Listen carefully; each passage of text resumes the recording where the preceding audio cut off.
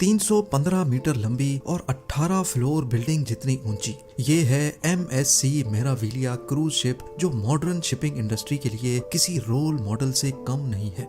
80,000 ton या फिर 8,000 African हाथी से भी ज्यादा वजनी ये क्रूज शिप समंदर में तैरते किसी छोटे विलेज का मंजर पेश करती है। ये पूरी तरह से सेल्फ सफिशिएंट है, जो 7,000 लोगों को कई हफ्तों तक किसी भी चीज की कमी महसूस नहीं होने देती।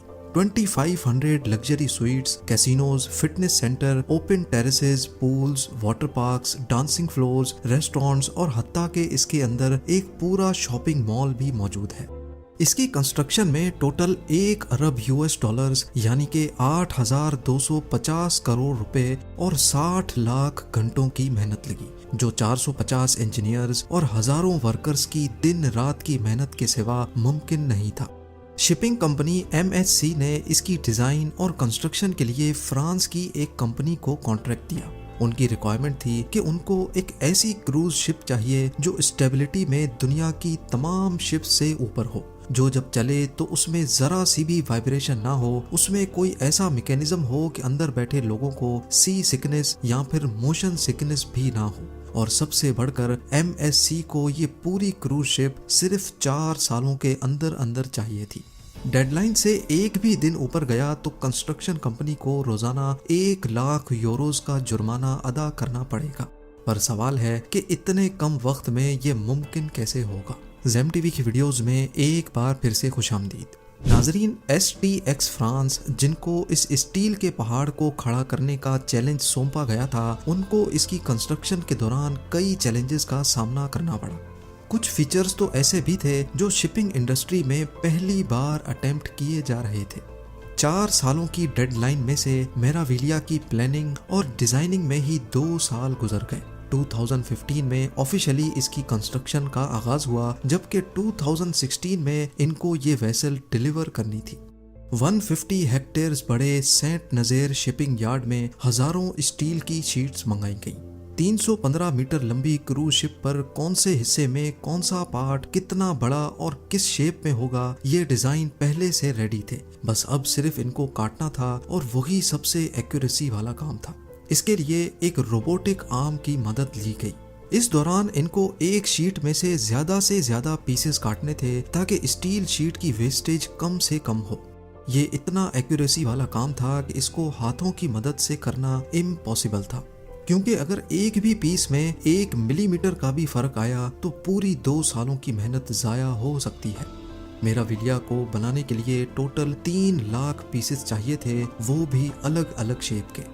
इन पीसेस को वेल्ड करके बहुत कॉम्प्लेक्स पार्ट्स बनाए जाने थे, जैसा कि ये बल्बस बो, जिसको मरीन इंजीनियर्स बल्ब भी कहते हैं।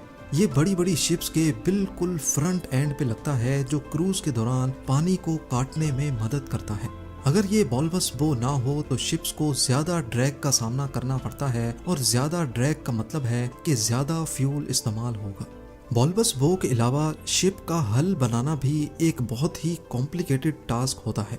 ये मेन बॉडी होती है जो लाखों टन वजनी शिप को पानी में फ्लोट करती है। इसका डिजाइन और शेप बहुत ही इम्पोर्टेंट होता है, क्योंकि ये अलग अलग समंदरों में अलग तरह से रिएक्ट करता है।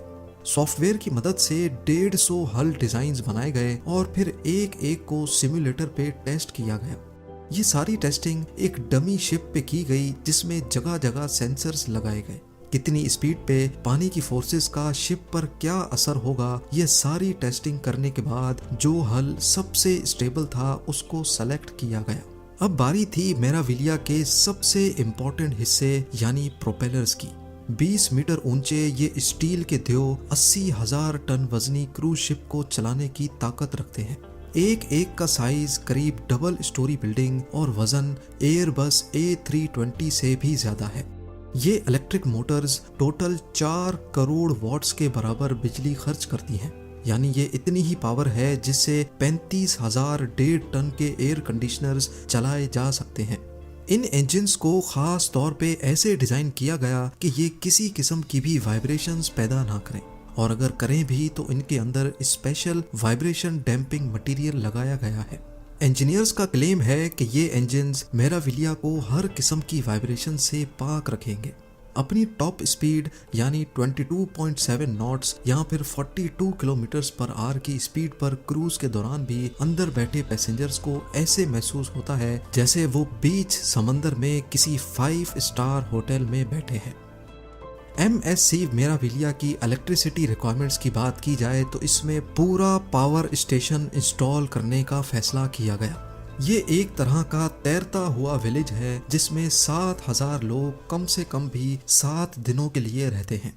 2,500 लग्जरी स्वीट्स, कैसीनोज, थिएटर्स और दूसरी लग्जरी फैसिलिटीज बहुत ज्यादा बिजली इस्तेमाल करती हैं। ये पावर स्टेशन 4 बड़े बड़े डीजल जनरेटर से बना है जो 11,000 वोल्ट्स करंट प्रोड्यूस करते हैं। इंजन की डिमांड पूरी करने के बाद ट्रांसफार्मर्स लगाकर ये वोल्टेज 230 वोल्ट्स पे लाई जाती है ताकि पैसेंजर्स इसको अपने इस्तेमाल में ला सकें। इलेक्ट्रिसिटी को शिप के कोने कोने में पहुंचाने के लिए मेराविलिया पर जो वायरिंग की गई है उसकी टोटल लंबाई 1500 किलोमीटर के करीब है। क्योंकि ये एक जायंट शिप है इसी वजह से इसको वन पीस में बनाना तो पॉसिबल ही नहीं था। इंजीनियर्स ने डेडलाइन को पूरा करने के लिए इसके मुख्तलिफ मॉड्यूल्स को अलग अलग कंस्ट्रक्ट किया था। अब बारी थी असेंबली की, यानी तमाम मॉड्यूल्स को उठाकर एक दूसरे के ऊपर फिट करने की। ये एक तरह का जायंट पजल सॉल्व करने जैसी गेम थी। 5,000 टन वजनी क्रेन की मदद से असेंबली का काम शुरू किया गया। एक एक मॉड्यूल को इंतहाई एक्यूरेसी से लगाना बहुत जरूरी था। सारे मॉड्यूल्स को एक दूसरे के ऊपर फिट करने में और शिप की शक्ल बनने में पूरे 9 महीने लग गए। क्रूज शिप्स पे नॉर्मली लोग अपनी वेकेशन स्पेंड करने जाते हैं और ये कम से कम भी अपनी डेस्टिनेशन तक पहुंचने में 1 हफ्ता लगाती हैं। मेराविलिया पर 7,000 पैसेंजर्स को रहना था और इनकी पानी की रिक्वायरमेंट को पूरा करना ही एक बहुत मुश्किल टास्क होने वाला था। फ्रेश वाटर सिर्फ पीने के काम ही नहीं बल्कि पूल्स, शॉवर्स और कुकिंग में भी यूज होता है। एस्टिमेट लगाया जाए तो शिप पे एक शख्स रोजाना 200 क्यूबिक मीटर पानी इस्तेमाल करता है। यानी अगर 7,000 पैसेंजर्स होंगे तो 14 लाख क्यूबिक मीटर पानी, वो भी रोज का। अब इतने ज्यादा पानी को तो कोई भी शिप स्टोर नहीं कर सकती। इस मसले से निपटने के लिए ऑन बोर्ड डीसैलिनेशन प्लांट्स लगाए जाते हैं। समंदर के पानी को गर्म करके स्टीम में कन्वर्ट किया जाता है जिससे सॉल्ट्स पानी से अलग हो जाते हैं। मेराविलिया के केस में पानी गर्म करने के लिए इंजन की हीट को ही इस्तेमाल करने का मैकेनिज्म लगाया गया। वो हीट जो किसी काम की नहीं होती उसको इस्तेमाल करके एक फ्यूल एफिशिएंट सिस्टम बनाया गया। ना सिर्फ इतना बल्कि पैसेंजर्स के कंफर्ट के लिए और MSC की रिक्वायरमेंट को पूरा करने के लिए मेराविलिया में पहली बार स्टेबलाइजर्स भी इंट्रोड्यूस करवाए गए। समंदर में सफर के दौरान शिप रोल करती रहती है। ये मूवमेंट कई पैसेंजर्स को नौजिया और चक्कर दिलाती है। इस कंडीशन को सी सिकनेस या फिर मोशन सिकनेस कहा जाता है। अब इस मसले से जान छुड़ाने के लिए मेराविलिया पर स्टेबलाइजर्स लगाए गए। शिप जैसे ही पोर्ट से निकलती है ये स्टेबलाइजर्स बाहर निकलते हैं और ये वेसल की रोल मूवमेंट पर काफी हद तक काबू पा लेते हैं।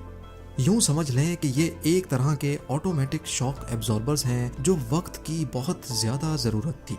शिप की कंप्लीट असेंबली के बाद अब बारी थी इसको पहली बार पानी में उतारने की। असेंबली डॉक में पानी भरा गया और पहली बार मेराविलिया को डॉक से बाहर टेस्टिंग के लिए निकाला गया। Engines, power generation, safety system और लीकेजेस चेक करने के बाद मेराविलिया को फिनिशिंग के लिए फिट करार दे दिया गया। अगर इंटीरियर डिजाइनिंग की बात की जाए तो मेराविलिया में 315 फीट लंबा sea front shopping mall, restaurants, cafe और रिलैक्सिंग के लिए एक पब्लिक स्पेस है जिसको गैलरिया मेराविलिया का नाम दिया गया है। होराइजन पूल जो कि रात के वक्त डांसिंग फ्लोर में कन्वर्ट हो जाता है। सिनेमा, स्पा, जिम और यॉट क्लब के साथ साथ 2500 super luxury sweets, bowling alley और F1 सिमुलेटर्स की फैसिलिटी भी मौजूद है। ये तमाम फिनिशिंग और डेकोरेशन का काम मुकम्मल करने के बाद STX ने वक्त से पहले ही इस शाहकार को MSC के हवाले करके अपना आखिरी चैलेंज भी पूरा कर दिया। MSC मेराविलिया मॉडर्न शिपिंग इंडस्ट्री के लिए किसी रोल मॉडल से कम नहीं है। 3 जून 2017 से ये इंजीनियरिंग मास्टरपीस सर्विस में है और इस पे सिर्फ एक दिन ट्रेवल करने के $600 या फिर 50,000 इंडियन रुपीस खर्च करने पड़ते हैं। उम्मीद है जेम टीवी की ये वीडियो भी आप लोग भरपूर लाइक और शेयर करेंगे। आप लोगों के प्यार भरे कमेंट्स का बेहद शुक्रिया। मिलते हैं अगली शानदार वीडियो में।